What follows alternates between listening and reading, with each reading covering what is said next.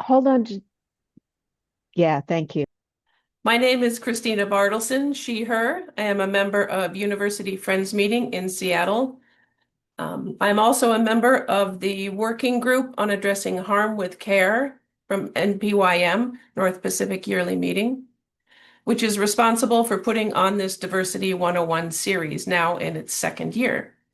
Links to last year's sessions are on the group's resource page, as well as February's session entitled Promoting Anti-Racism in Quaker Settings.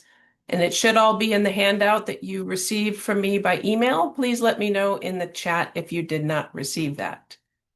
I have a few logistical items in the chat for those who are just arriving.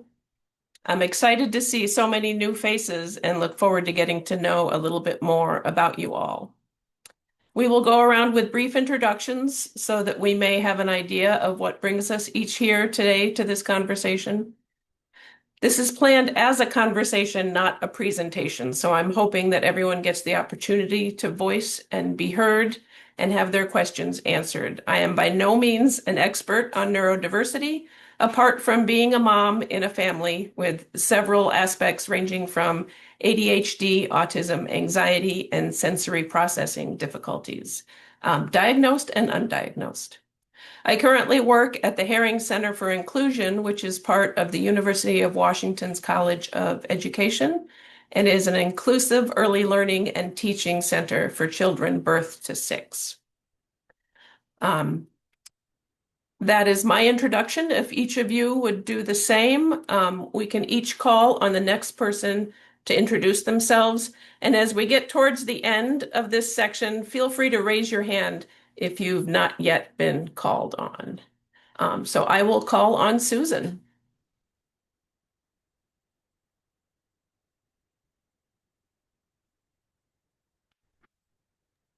Who should be able to unmute a lot more easily than that, but I'm just doing so many different roles. I'm Susan Cousins. I'm from Eastside Meeting. I'm another member of the Working Group on Addressing Harm with Care. And I will be departing before the end of the meeting, but it will keep recording. And so I will listen to the end of the recording. It's wonderful to see you all here. And I can say that I have had regrets from a few people who registered because they really want the information, but are actually not going to be able to participate this morning. So we will be making the recording available through the NPYM YouTube channel, as with the other sessions. So welcome to everyone. And I will call on Rick Ells.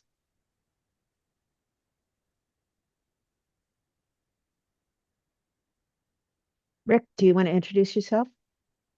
No, Rick does not want to introduce himself, or else he can't hear me. Can everybody else hear me? Okay, how about Theo?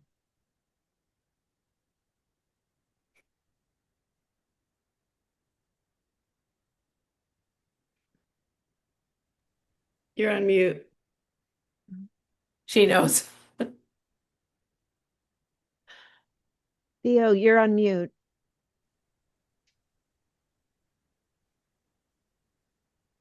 Hope this is not a generic problem.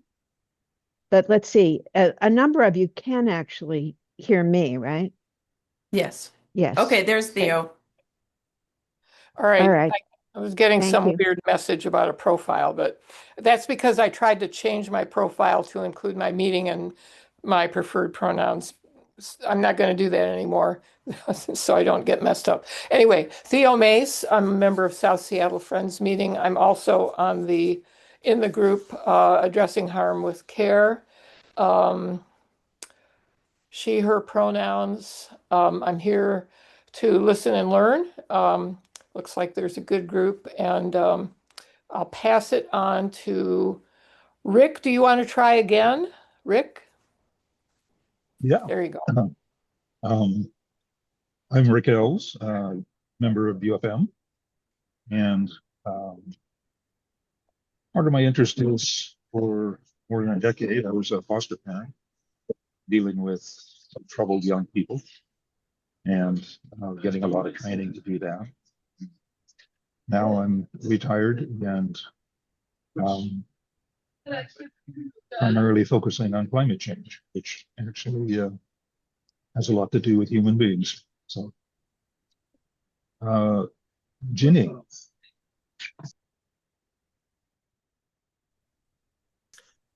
Hello, friends. I'm from South Seattle Friends Meeting.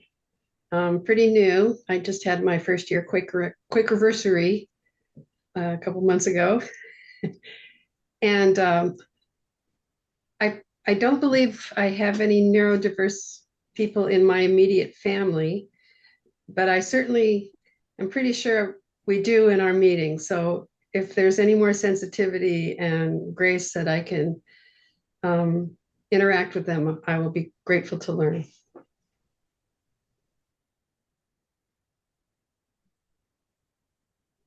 Who would you like to pass it on to? Yeah, I just remembered. How about Libby? Morning, I'm Libby Malamphy. I haven't been to a meeting in a very, very, very long time. But when I did, I was attending South Seattle Friends meeting, and prior to that, I actually attended University Friends for a while. That was a long time ago, over a decade. And I haven't been to a meeting partially because I want to spend more time with my kids who both have ADHD and anxiety just like I myself do. And my husband was recently diagnosed as well with ADHD. So, and I'm pretty sure one of our dogs has it too. So, we we have a very, very interesting family. I'm also at my work. I'm the co-chair of our employee neurodivergent and learning differences employee affinity group. So, and I've done a lot of trainings for myself to learn about ADHD. And so I guess I'm just here to keep learning and maybe represent some of those different aspects of myself. I guess I'm gonna pass it on to Alexander. Hi everyone, I'm Alex. I am a member of Palouse Clearwater Meeting. That's the new name for Pullman Moscow. And let's see. I'm undiagnosed, but I'm probably somewhere around slightly or maybe not autistic, on that borderline. And I'm a professor, and I run into students with various interesting differences, and I'm also here to mostly hear from other people. Who hasn't gone yet?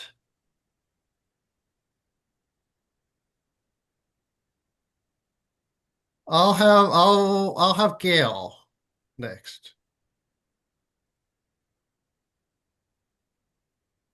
Wrong click. Okay.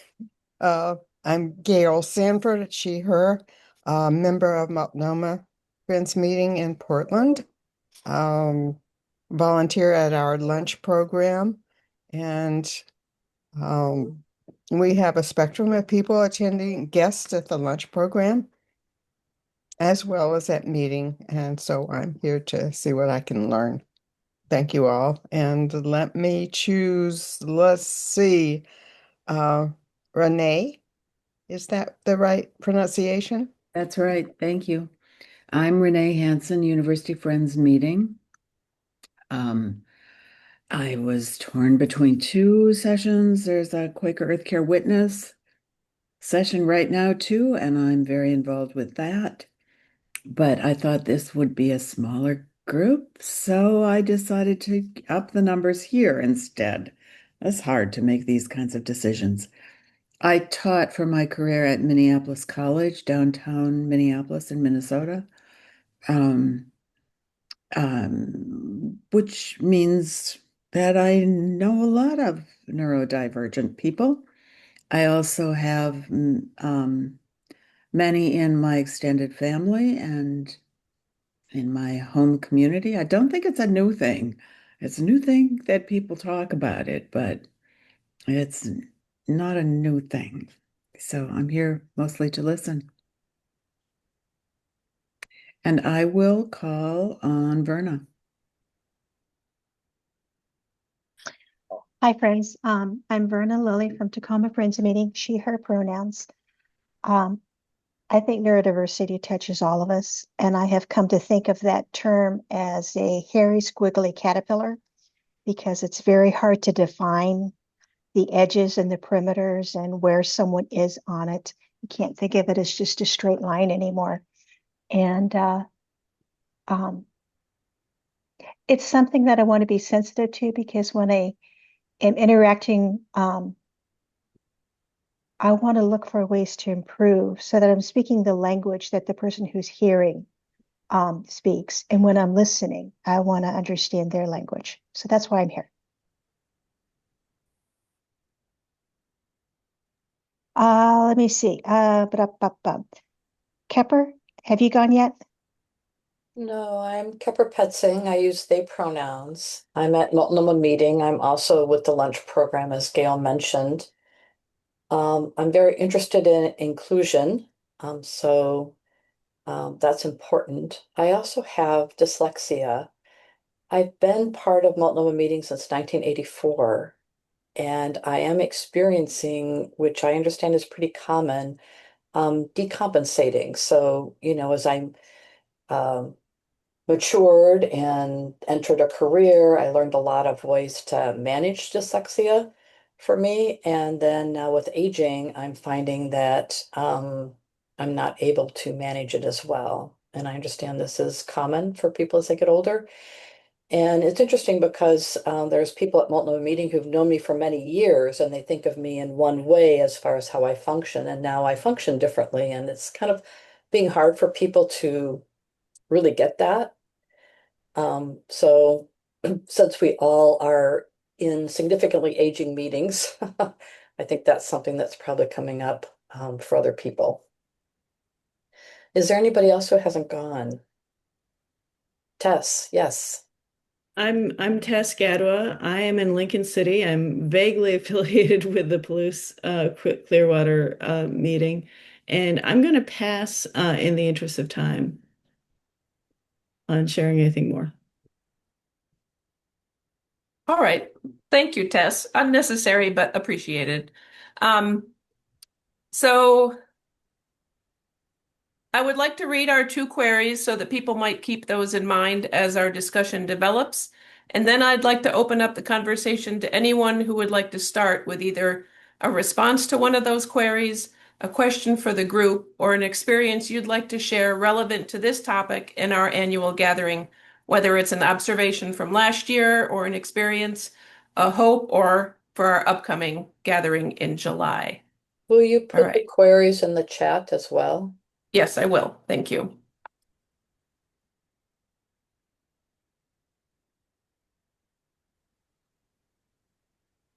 Alrighty, the first one is what can help us to see that of God in everyone when we may not fully understand how they are moving through this world? What simple steps can we adopt to create welcoming spaces that facilitate everyone being able to work and worship together?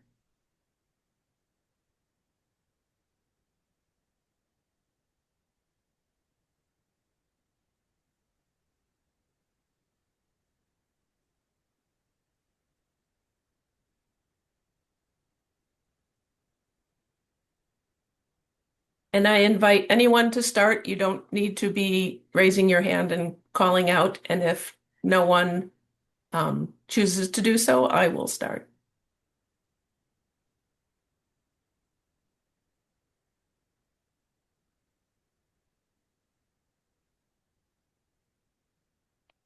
One thing that grounds me in conversations and working with other people is attuning to that of God in different people rather than tuning into the differences between us. When I tune into the thing we have in common, that makes it easier for me. And then my engagement with others, I think of it a lot of times as a dance, where when you're really attuned to the movements of the other person and their energy and their presence, it's moving in step with them is easier. And when you're stepping on their toes and they're stepping on yours, it's pretty obvious pretty quickly. But that's kind of the framework I use.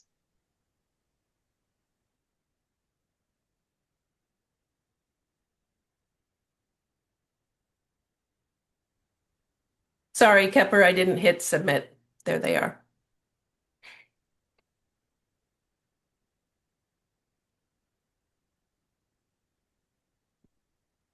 We had an interesting thing happen at Multnomah meeting last month. And that was that somebody, how to how to describe somebody's actions, but got very determined to take the lighting situation into their own hands, which upset some other people.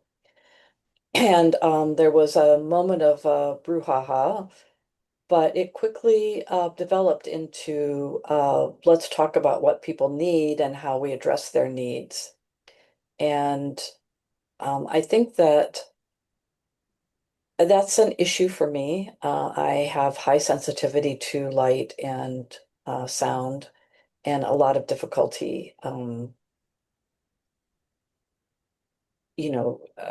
getting, I don't know, there's a term, I struggle for words. But the property committee was really wonderful and jumped right into gear and has made some significant changes to the lighting. And I want to mention that to people at other meetings, that lighting can be a big issue for neurodiverse people.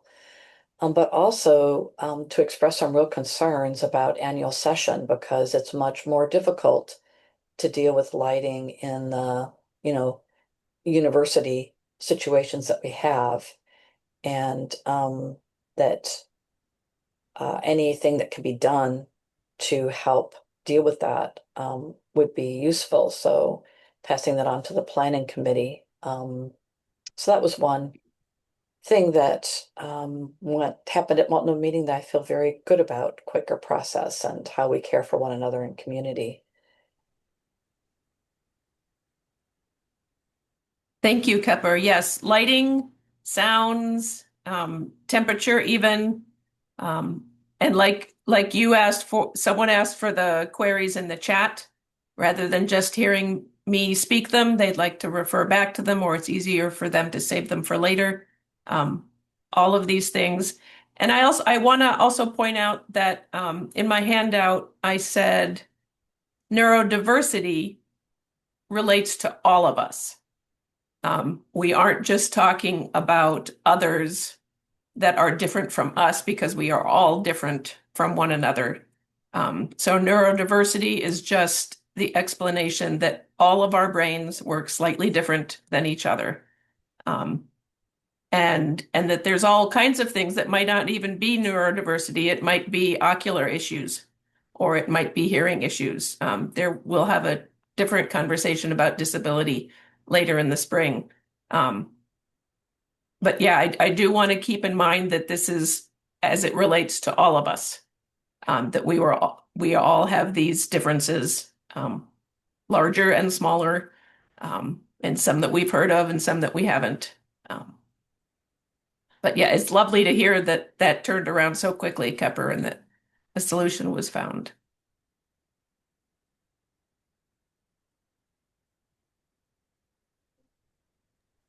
This is a small thing, but it's what comes out when I read that question. I don't know much about anybody that I relate to. As far as fully understanding how someone's moving through the world, I don't think I ever do. And that makes it, if I remember that, that helps a bit because I really don't know much about anybody.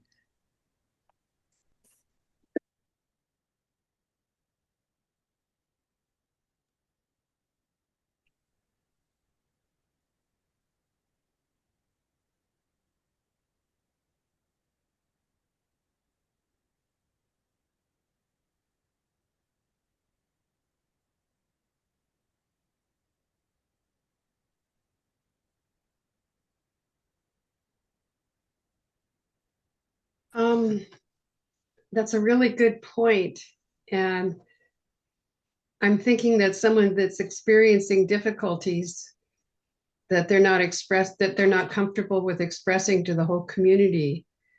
It might be worth having a statement after silent worship about and identifying someone that you can talk to about that sort of thing if you're uncomfortable about raising it in meeting.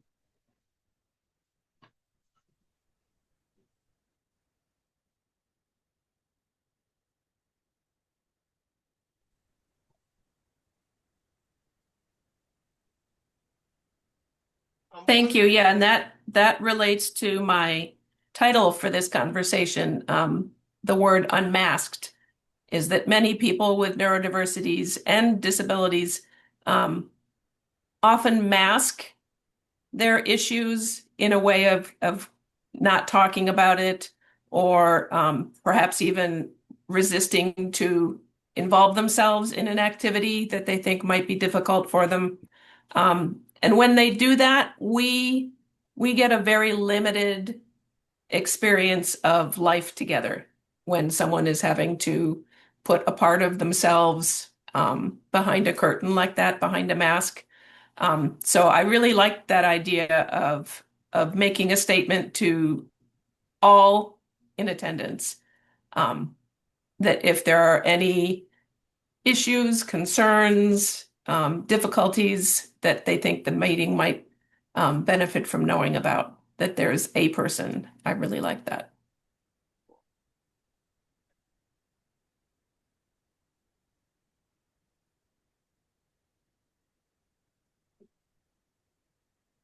Let me address what was just said, and then I have something else. Which is there are people who are, let's say, more shy than usual, who might not be comfortable talking to someone like that. And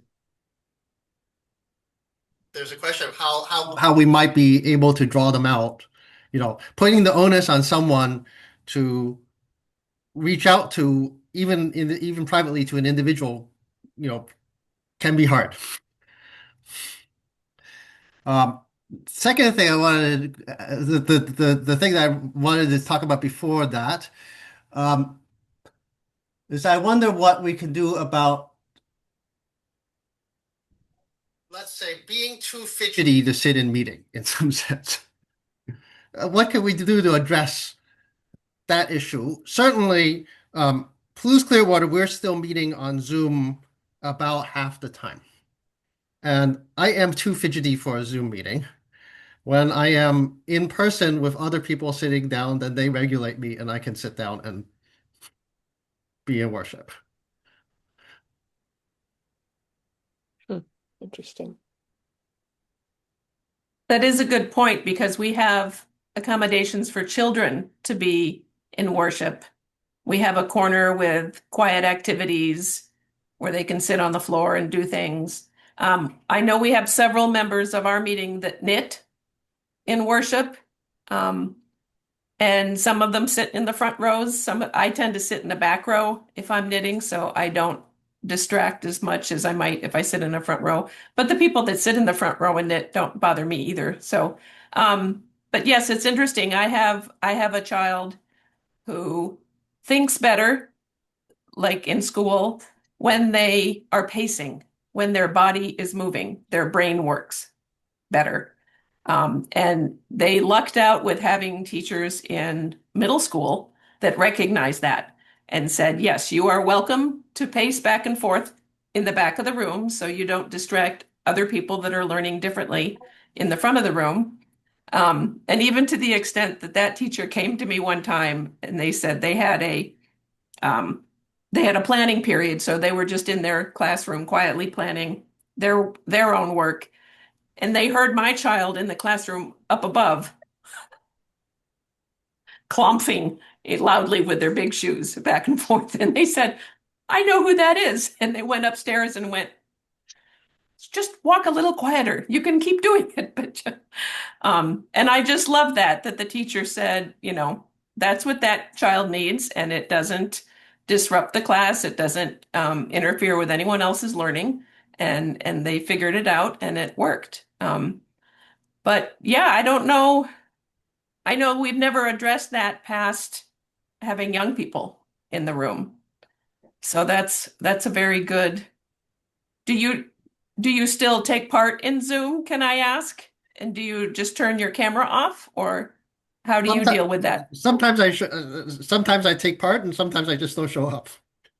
Or I show up, in the last 10 minutes and then socialize afterwards.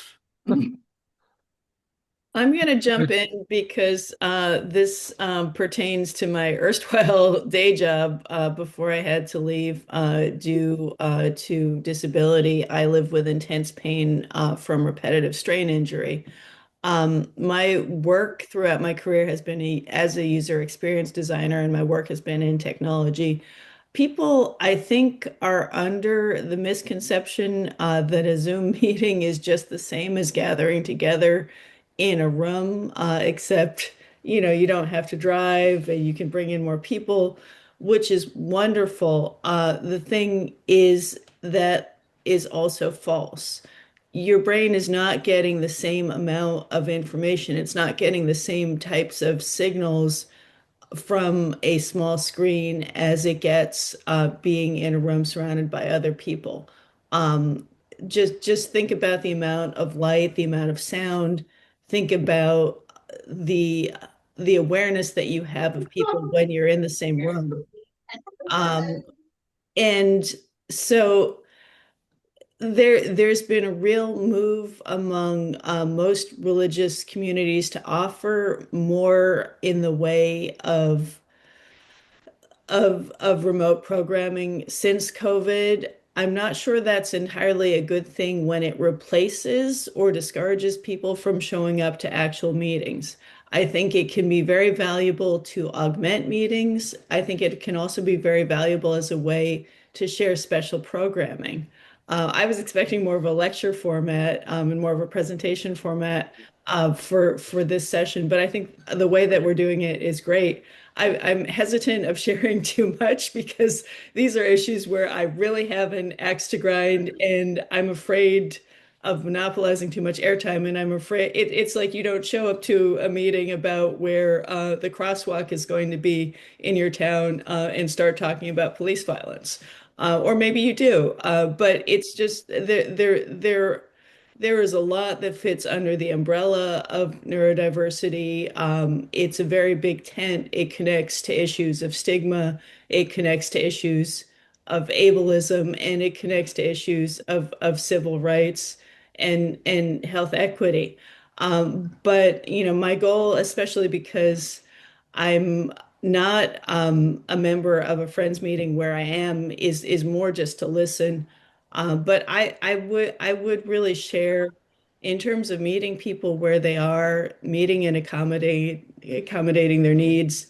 Like coming from the corporate world where Zoom meetings were very common before COVID, there is a real tendency for people involved with them to just tune out. I remember when I and my co-founders, we had spent literally months preparing a presentation and doing research around a new augmented reality app, a way to it's the specifics aren't that important, but maybe some of you who are from the 1960s would enjoy this.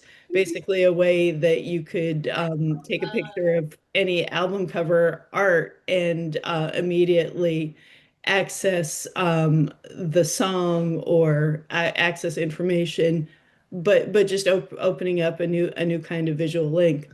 We finally got to make our pitch to the company that had shared this information, and the executive who was presiding, as far as I could tell, he never spoke, he never commented, and he was doing something else for the entire presentation. So I would say it's very, very common in Zoom environments to have people tuning in and tuning out. And that's just one of the ways in which they are a little bit different from real life. Okay, I hear somebody else, so I'm going to stop talking now. Yeah, I'd like to, this is Rick. I'd like to point out that many Quaker practices that we have inherited and that we routinely do, I think come from a sensitivity to the differences among us. Beginning with silence in a meeting that we can each get ourselves oriented. Um, when someone shares, provide some time before someone else shares to consider what they've offered. We like to break out into smaller groups, worship sharing groups, which also provide an arena for careful sharing and listening. The absence of highly authoritarian, inspirational speakers who tell us what we should think. That's not a Quaker practice. I mean, the absence is a Quaker practice. So this stuff is woven into the way Quakers work, and has been for centuries. So um, facilitating those practices um, so that we don't overrun them is might be one way to answer your question. How can we make our spaces welcoming? I I think I agree with Rick to some extent, but I also think there are some ways in which culturally we behave that lend themselves to not tolerating certain kinds of activities. And I guess the experience I want to relate is that, and I think it's very important for us to have these sessions and also to spread to our meetings education about neurodivergence. Um, I was sitting in meeting for worship sometime last year, and all of a sudden, somebody, a young man, stood up and was walking around. And it was in the middle of worship. He wasn't sharing anything. He was just walking around, and I found it distracting at first. And then I thought, but maybe he needs to walk around because I have had some contact with these, how to welcome neurodivergence. Um, and then I realized actually that he was who he was. I hadn't recognized him because he hadn't been to meeting in a long time, and I knew that he was on the autism spectrum. But my first impulse was, whoa, what's this guy doing walking around in meeting if he doesn't have something to do and something to share? I don't know him. I didn't know him, and I was concerned. And I think in meeting for worship, we tend to sit in silence, and not move. And so it was very foreign to me to have him moving around. But, I recognized and thought after a certain point, yes, this guy needs to move around. And I was glad that he came to meeting. I mean, we don't have many older teenagers, young 20s people come to our meetings. I was just glad he was there, even if, I hadn't initially realized what was going on. So I just think it's important for us to spread the word in our meetings that, people don't behave in a way that we generally behave in meetings. That doesn't, don't be alarmed. They don't need to be eldered or, that kind of thing. Um, anyway, my little experience of that.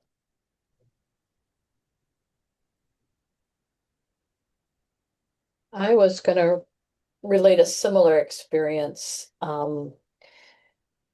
This was a little bit different, but there was actually a big threshing session years ago at Multnomah meeting over whether people should nurse babies in meeting for worship. Mm-hmm. And part of it was skin exposure, but part of it was the noise, that some people were very disturbed by the noise of suckling babies. And it led to some people leaving meeting. And I was reflecting on that because we have opposing differences. That was the thing with the lighting, that there are people like me who need less lighting. And it's important, one of the issues is overhead lighting versus non-overhead and what's the horrible lighting, the tubes versus Fluorescence. fluorescent, yeah, fluorescent lights.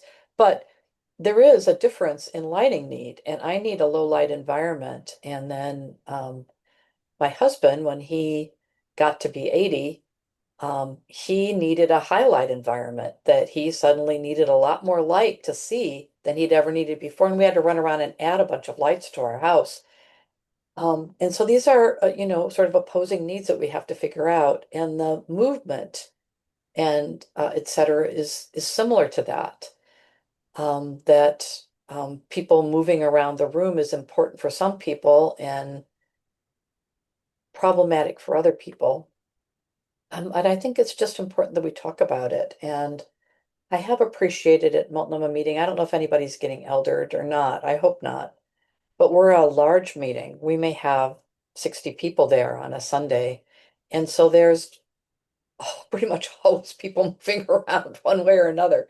And but we've had people before, somebody mentioned before leading with chronic pain. We've had people before who said, look, I'm going to come to a meeting and I'm going to lay down on the floor. And I don't want that to bother anybody, but I'm not sitting in a chair. And so I think it's really important that we establish an understanding that people can do whatever in meeting, and we're going to sit and hold that. But at the same time, we have to acknowledge that some people are going to have problems with it, and however we can help to manage that. If there is a better place to sit, if you don't want movement around you, or however we can help negotiate that so that both sets of people feel that we're holding them up and wanting them to be part of our community.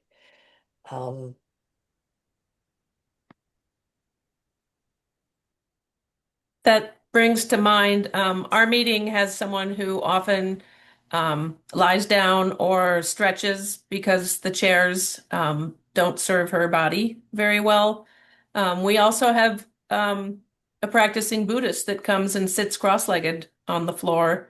But what I'm hearing, that I don't think I had ever consciously realized before, is that stating that those differences are welcome and that people's needs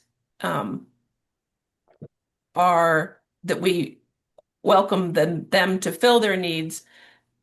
Those two people, we all know, we see them every Sunday or at least a couple of times a month, and we know that that's what they're going to do. But people coming in should know that they are also able to do what their bodies and their minds need them to do, whether that's walking back and forth. Because as, I'm looking for the name now. As Alex had said, waiting for someone to come forward and tell you puts the onus on them, which is quite often a difficult place for that person to be.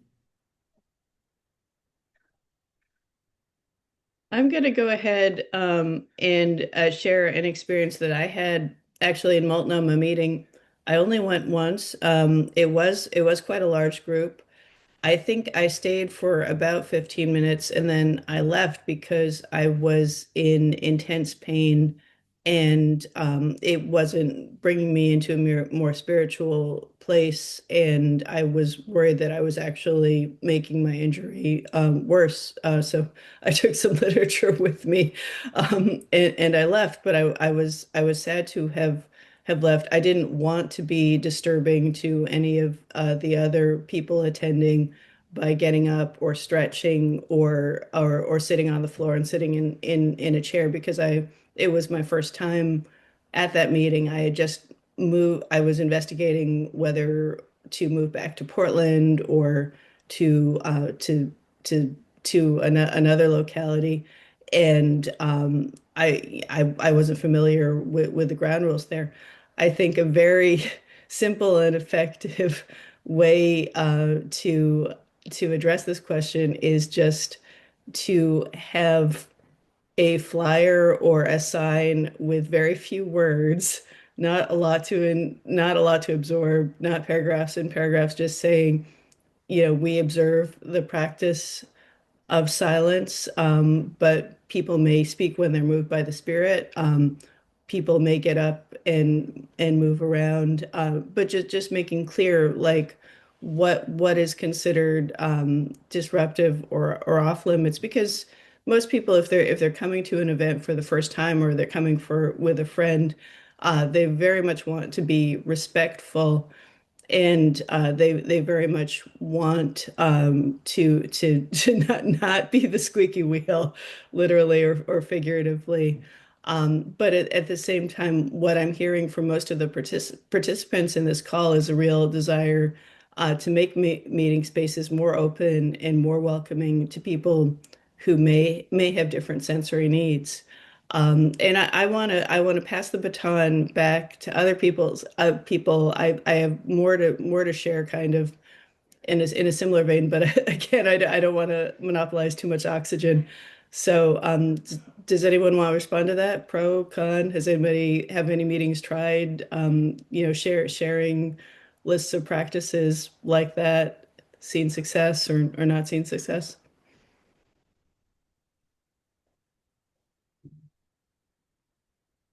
So go ahead and speak. I'm not going to call on anyone.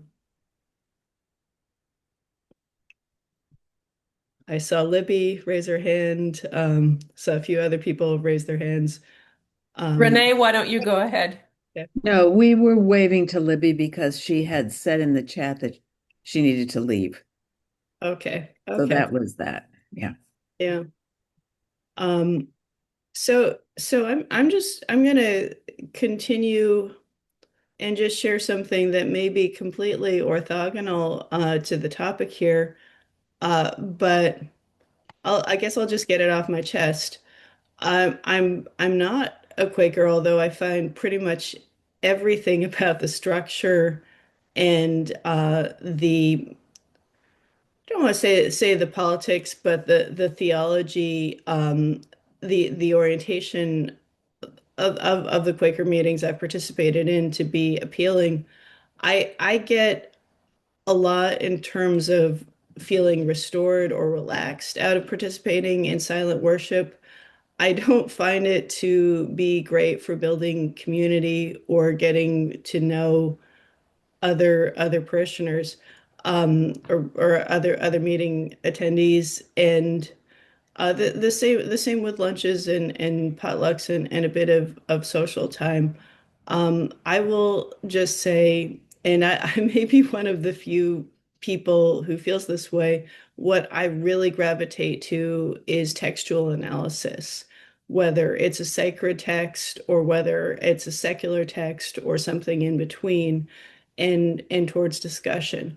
Um, and that is I would say for meetings that are interested in bringing in more people, not just families or people in their 20s, but middle somethings like myself or Alex, just experimenting with different modalities around the core worship service and seeing what you get, seeing who signs up, whether it's potluck dinners, something like the lunch that's had at Multnomah, whether it might be a reading group, that or also working with other congregations with similar beliefs or perhaps with different beliefs, service projects. I know that because I'm on a bunch of mailing lists. I know how many projects and how much activism accompanies these traditions. So I don't want to sound like I'm preaching to the choir, or I'm sure there's a better metaphor. But if there's an interest in broadening the circle, um, because you have a wonderful and a sacred tradition of silent, unstructured worship, which now dates back about 400 years, something like that. Um, at the core, that doesn't mean that there isn't the potential to add on other types of spaces and activities that perhaps broaden the appeal, because there will be people who really want to be at that silent worship meeting every single Sunday, and then the rest is sort of optional. And then there will be people for whom a different type of activity or gathering might be more central.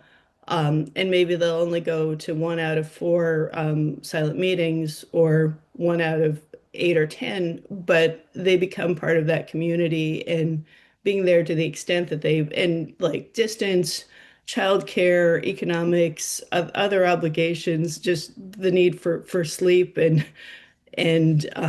restoration on the weekends for people with who may be working multiple jobs, who may have other health factors in their lives. Um, I'm just putting it out there that offering experimenting with broader programming may be might be an interesting way to broaden the base. So just a note from the peanut gallery. Thank you, Tess. It brought to mind a lot of the different programs that we have at UFM, though I don't know, when you start a new group or you have a new activity, quite often you'll ask participants why you came today. And it's usually access to the material or learning something new.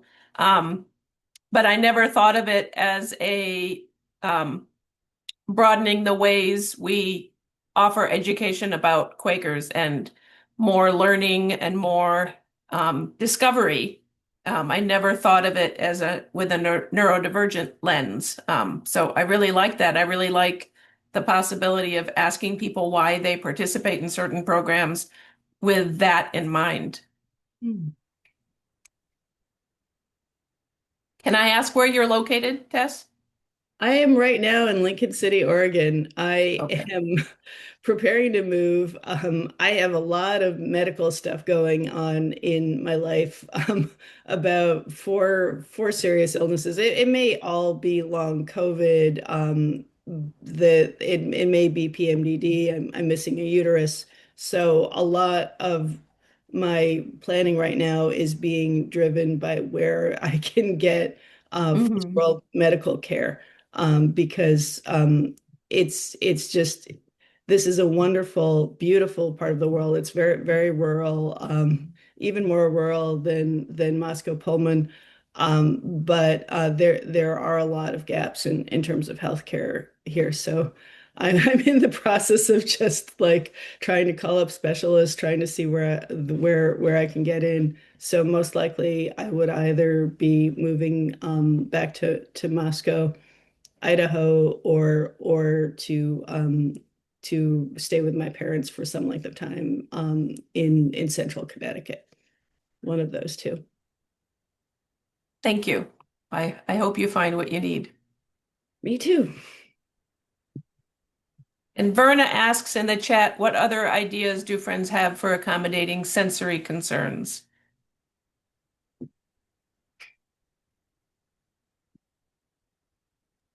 I started a list that I'm going to put on the table at our meeting house with a few starter ideas, like having throws and shawls if someone gets chilly, variable seating and lighting.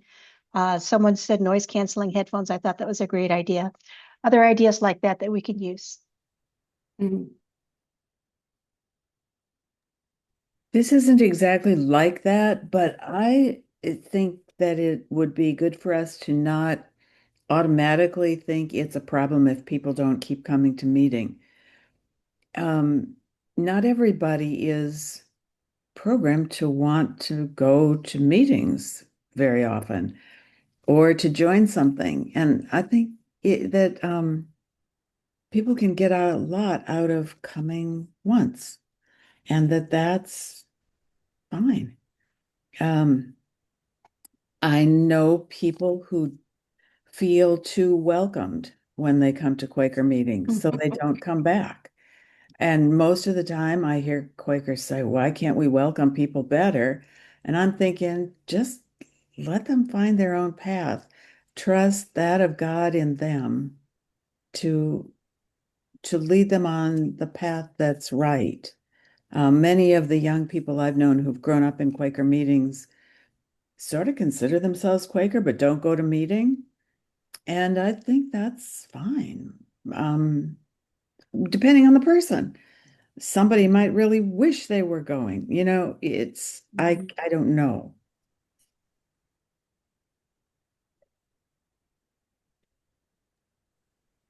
Part of Lily,